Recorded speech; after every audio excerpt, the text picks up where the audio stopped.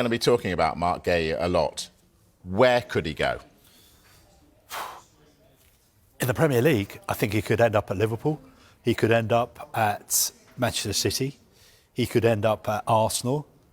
Abroad, you're talking about clubs like Bayern Munich. Are you talking in this window or are you talking in the summer? Both. I think what's happening at the moment is that intermediaries, advisors are talking behind the scenes to try and get him on a free transfer in the summer. At the same time, I think what's happening is some clubs are trying to steal a march and get him this January, because I think they feel that there is a deal there to be done with Crystal Palace, because Crystal Palace don't want to lose him for nothing in the summer. Having said that, it would make sense for Crystal Palace to keep him, because losing him would potentially affect where they finish in the Premier League, which would affect how much money they get at the end of the season. It would also affect their form in Europe. If they win the conference, next couple of weeks, a Premier League club will make a bid for him. And I think that bid will be somewhere between probably 20 and 30 million pounds. Remember, last summer, Palace were almost willing to sell him for 35 million pounds. But obviously, he's got less time left on his contract now. So he would be available for less than 35. But I think it's really interesting that clubs are sort of jockeying for position. But you've always got to remember, some clubs will try and get him now. Other clubs will be waiting until the summer. But at the end of the day, who can guess what's in his mind? It's up to him to decide which club he wants to go to, where he wants to live, who he wants to play for. And we've kind of seen this situation before, you know, when clubs like Liverpool, Manchester City, Manchester United, Arsenal get involved. A lot of it is to do with the personal connection.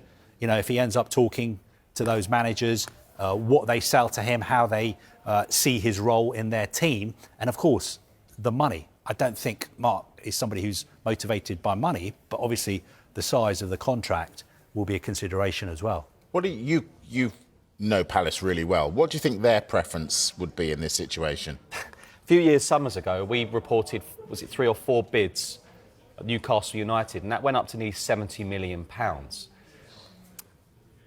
Brendan Johnson had a meeting with Oliver Glasner about joining Crystal Palace. If I'm Brennan, I'd probably say to Oliver Glasner, well, about me joining, you staying. And if they lost Marc Guéhi'S this month, it might just all but decide how Oliver Glasner feels, the ultra-ambitious Oliver Glasner. What I'd say about Palace is they get most things right and getting things wrong. That's why they're an established Premier League side. When people say, oh, they always finish 12th, what's wrong with that? What's wrong with that? Because they end up winning a cup. They won the Community Shield. For me, Crystal Palace have got a great chance of winning the Conference League, another European trip, if Marc Guéhi'S stays. Marc Guéhi'S also is an ultra-religious man. He always looks at things and says everything happens for a reason. His behaviour last summer was impeccable. He scored at Aston Villa the night before deadline day for them to win for Palace at Aston Villa. You're dealing with a great human being, not just a great player. And that's what any club is going to get. He can just... He's not laughing, but he can relax. He can just enjoy his football at the moment. The only thing I'd say is he probably doesn't want it to go over to when he's got his England hat on for the World Cup. That's what I'd say. But for me, Crystal Palace are much better off with him rather than receiving £25 million now. I'm being told that you know that there's a possibility of a familiar Premier League face coming back who's just appeared. And just like that, that's what we love on a Friday night on the Transfer Show. Delivering a top graphic, a top player. But is he coming back to the Premier League? Well, look, maybe. Aston Villa fans, listen up, because you're exploring a deal to sign Conor Gallagher from Atletico Madrid. Now, there is interest in an initial loan with an option to buy. Sounds good, doesn't it? However, there is one issue, and it's one player in particular. Harvey Elliott, there does have a bearing on that. Now, we know that Villa won't meet the obligation to buy Elliott for 35 million, and they're trying to find a solution for him to play elsewhere. So remember, Conor Gallagher, very highly thought of when he was at Chelsea. He had a great loan at Palace before that. But he's long-term interest to Villa.